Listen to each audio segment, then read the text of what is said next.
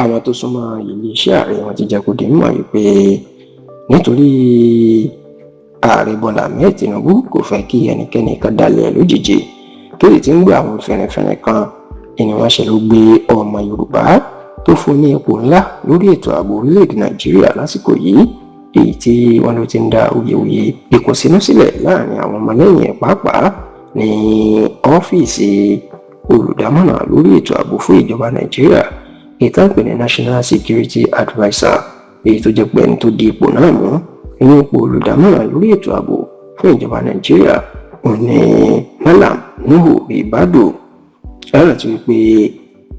ipò National Security Adviser ó jẹ́ ipò tí ó ní agbára gidigidi lórílẹ̀-èdè Nàìjíríà, nítorí pé abẹ́ ní gbogbo àwọn ilé-iṣẹ́ ààbò orílẹ̀-èdè Nàìjíríà ìyàbẹ́ ni wọ́n wà. Òun sì ni yóò máa fún ààrẹ Bọ́lá Ahmed Tinubu,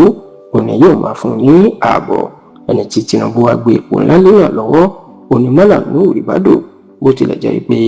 àwọn tó bá jẹ́ ajagun fẹ̀yìntì ìyẹn àwọn sójà tó ti fẹ̀yìntì iná máa ń fún ní ipò ńlá yìí, ṣùgbọ́n tó jẹ́ pé Ribadu tó jẹ́ pé ọlọ́pàá lóhun tẹ́lẹ̀ ní Tinubu lọ gbé ipò ńlá yìí fún, èyí tó jẹ́ kí àwọn kan máa kọ ominú pé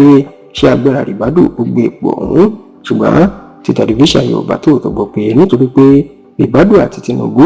ọdún ti pẹ́ tó ti ń bára wọn bọ̀ tí kì í ṣe ọdún kékeré, tó yẹ pé Tinubu ní ìgbàgbọ́ púpọ̀ nínú ẹ̀, inú jẹ́ kó gbé ipò ńlá yìí, inú jẹ́ kó gbé ilé lọ́wọ́. Ṣùgbọ́n lọ́sẹ̀ tá a wà ní ẹ̀yí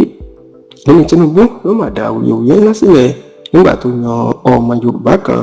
ajagunfẹ̀yìntì Adéyínká Fámádéwá tó yàn gẹ́gẹ́ bí olùdámọ̀ràn lórí ètò ààbò fún un, tó sì ní ètò ààbò nù ìlú nínú yan ìyẹn Security Adviser on Homeland. Eléyìí inú mà dá awuyewuye sílẹ̀, tí awuyewuye sì ń lọ pé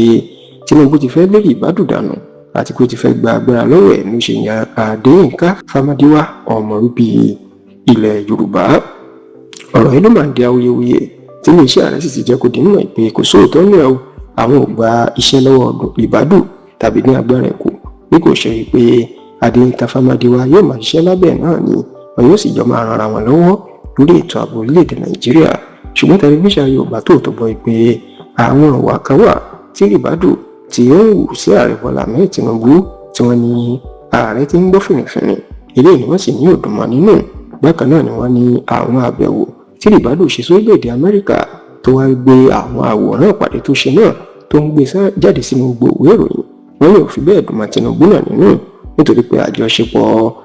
Tinubu àti orílẹ̀-èdè Amẹ́ríkà kò gún régé lásìkò yìí, àti pé Tinubu náà kò lè lọ Amẹ́ríkà lásìkò yìí. Gbogbo eléyìí àti àwọn nǹkan kan tí wọ́n ní Tinubu ń gbọ́ lẹ́yìn nípa Ribadu ni wọ́n ṣe ní ó gbé Adéyínká Fámádéwá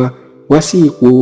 olùdámọ̀ràn lórí ètò ààbò ẹ̀ láti jẹ́ kó jẹ́ pé ọmọ Yorùbá tó gbé èdè ẹ̀ tó sì lè finú tán ni, tí ó fi jẹ́ pé wọn ò ní lè dalẹ̀ Tinubu lẹ́yìn tàbí gbàgbọ́dì fún ní ọjọ́ iwájú.